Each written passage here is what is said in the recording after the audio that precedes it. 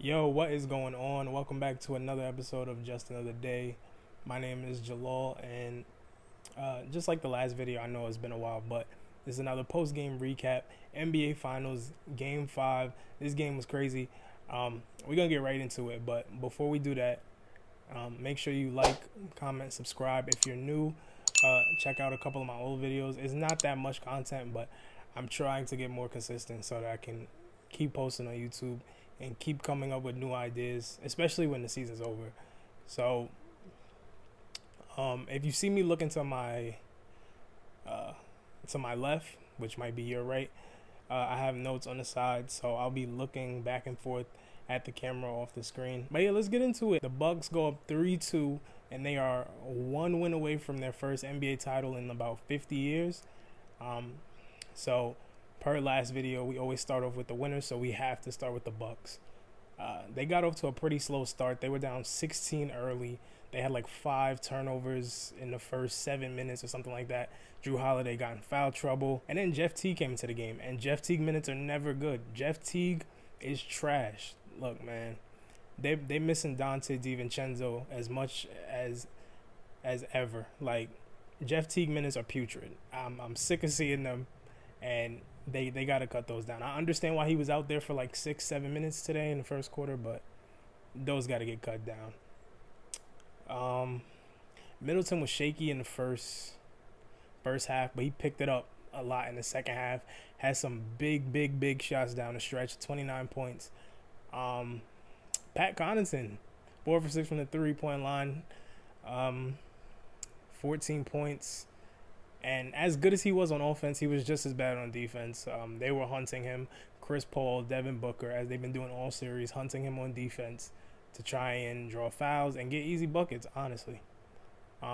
But the focus of this game, and we'll get to Giannis in a second, but we got to talk about Jrue Holiday. Jrue Holiday finally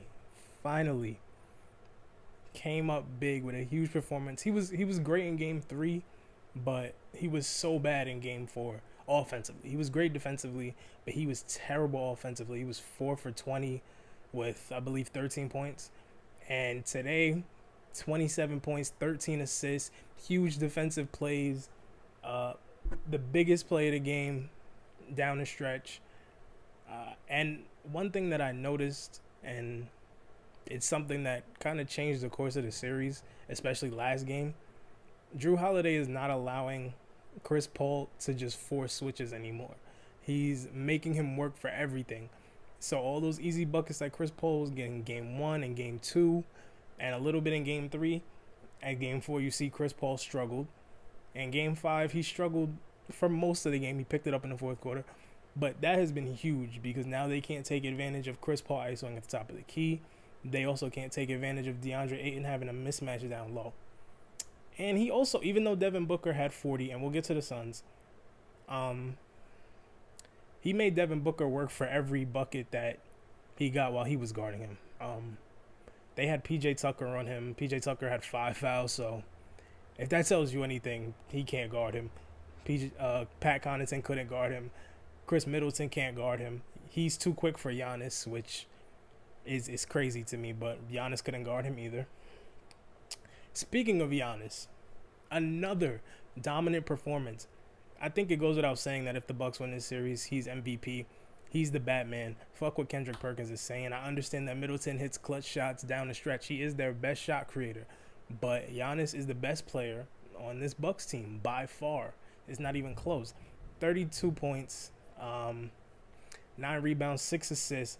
The only thing that I had an issue with was his free throw shooting. He was great in Game 3. He was 13 for 17, I believe, and he had a 40 piece. And this game he shot 4 for 11, which is like 35% off the top of my head. I don't know the math, but I think it's like 35%. And yeah, he was dominant as usual. Came alive in the third quarter, hitting mid-range shots, post fadeaways off one leg. He started feeling himself, making great defensive plays, looking like the Giannis that we're used to seeing. After having such a game-changing play last game, probably up to this point, the biggest play of the series. That I think that really shifted the momentum in this series, and I'll talk about what I think will happen going forward. Last thing on the Bucks. This is the second time, maybe all season, but I know definitely for the playoffs, that Giannis, Middleton, and Jrue Holiday have all played well at the same time. And they both happened in this series, and they look unbelievable when all three of them are playing at a high level.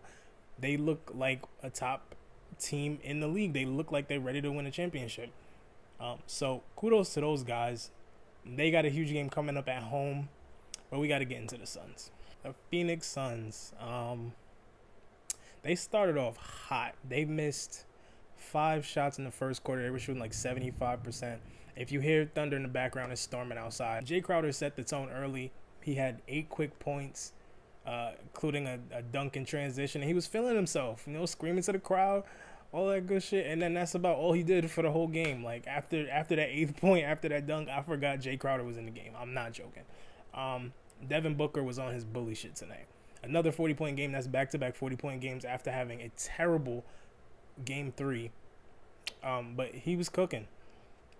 PJ Tucker was on him, didn't matter. Pat Connaughton on him, didn't matter. Giannis on him, didn't matter. Middleton, didn't matter. Jrue made him work, but sometimes it still didn't matter. Chris Paul was not what we're used to seeing. He was shaky in the first half, really the first 3 quarters, and then in the fourth quarter he picked it up. I think he scored about 8 or 10 in the fourth quarter and brought them within 1 or 2. But yeah, the Suns started off real hot, shooting like 70% from the field, and in the second quarter was completely opposite. They couldn't hit anything, and the Bucks were hitting everything. And it felt like the Suns' offense really stalled in the second and third quarter, and it felt like their offense was Devin Booker or bust. DeAndre Ayton had 20 and 10, but it didn't feel impactful to me. Like I felt like he could have had 25 and 15, 30 and 15. I don't think they took advantage of the same things that they did earlier in the series. And that's the reason why they, at this point, have lost 3 straight games. The things that were working in the first 2 games have not worked for the last 3. Other than that, Mikal Bridges was solid with 13 points. But for the Suns, I think it just comes down to execution. Devin Booker at one point was taking all the shots. I think he took about 34 shots for the whole game. That can't happen. And if the Suns want to win a championship, Booker has to do what he's doing, scoring 30 a game, 27 and 30 a game. He doesn't have to score 40. Chris Paul has to be better and more consistent. DeAndre Ayton has to be better and more impactful, especially on defense. I understand Giannis is damn near impossible to stop, but he has to be better. Let's talk about that last play. The Suns had the ball down 1 with about 25 seconds left, and they decided to keep the ball in the hands of Devin Booker. I have no problem with that. My issue was Devin Booker trying to create his own shot, running into a trap, and by the time he realized it was a trap, it was too late. Jrue Holiday rips him, finds Giannis in transition for the and one, and then after that, Giannis misses a free throw. They get the offensive rebound, and that's essentially game. I didn't think I understand why Devin Booker had the ball. PJ Tucker was on him. PJ Tucker at that point had 5 fouls already, and maybe you want to get him out of the game because he's their most physical defender. Even though Jrue Holiday is better, PJ Tucker is definitely the most physical defender on that team, and they probably wanted to get him out of the game. I don't mind that, but the decision making by Devin Booker not to maybe look for Chris Paul or just wait a little bit. They had some time. He went at like 15 seconds, and that's why the Bucks had time to turn that turnover into some points. That turnover, that was the biggest play of the game for the Bucks and the biggest turnover of the game for the Suns, and that was the difference maker. Looking ahead to Game 6, it's gonna be a good one. I think the Bucks are gonna close it out. Play unbelievably at home, and that crowd is gonna be rocking. You know, they haven't seen, most of Bucks fans have not seen a championship in their lifetime, so it would be great. It's gonna be a great sight to see. That crowd is gonna be rocking, but I think the Suns will be ready.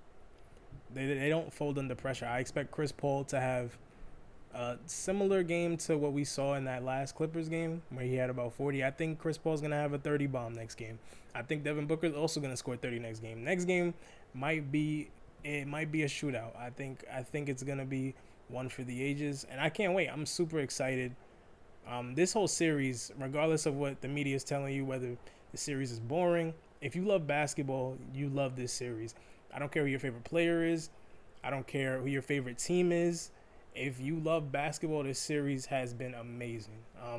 You have great players playing at the height of their powers. We saw the best of Chris Paul. We're seeing Devin Booker emerge into a superstar. I don't think he's a superstar yet, but he is well on his way. We've seen Giannis look like maybe the best two-way player in the league. And, you know, the struggles with Jrue Holiday and Chris Middleton have been there. But all in all, ultimately they've been what they are paid to do. So we'll see. I'm excited for Game 6 Tuesday, and I will make another video right after that game, or maybe the morning after. I'm not sure which one. But yeah, if you like what you've seen, don't forget to comment, like, subscribe, share with your friends. Comment down below what you thought about the game, your predictions for the rest of the series. Thank y'all for watching. I always appreciate the support, and I will see y'all next time. Peace.